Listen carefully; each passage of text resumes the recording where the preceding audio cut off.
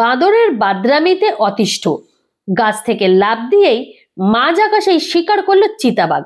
Viral সেই ভিডিওই দেখা গিয়েছে সমাজ মাধ্যমে। গাছের ডালে বসে রয়েছে বাদর, তা দেখে তরতরিয়ে গাছের উপর চড়ে বসলো চিতাবাঘ, কিন্তু শিকারকে কোনোভাবেই যেন নাগালের মধ্যে পাচ্ছিল না সে। গাছের এক উঁচু ডাল থেকে অন্য উঁচু ডালে লাফিয়ে লাফিয়ে যাচ্ছিল বাদরটি।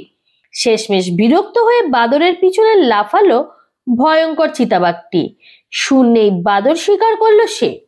অবাক করে দেওয়া সেরকমই একটি ঘটনার ভিডিও সমাজ মাধ্যমে প্রকাশ্যে এসেছে সম্প্রতি, যদিও সেই ভিডিওর সত্যতা যাচাই করেনি আমার বাংলা নিউজ।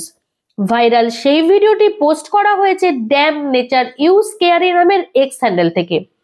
ইতিমধ্যেই বহু মানুষ দেখেছেন সেই ভিডিও, লাইক এবং কমেন্টের বন্যাও বয়ে গিয়েছে। ভিডিওটি দেখে নেটাগরিকদের অনেকেই যেমন উদ্বেগ প্রকাশ করেছেন, তেমনি অনেকে আবার বিস্ময়ও প্রকাশ করেছেন।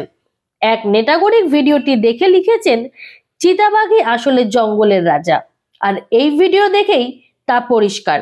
অন্য একজন আবার লিখেছেন, বাদর নিশ্চিত ছিল যে সে নিরাপদ, কিন্তু চিতাবাঘ তার সেই ধারণা ভেঙে দিয়েছে।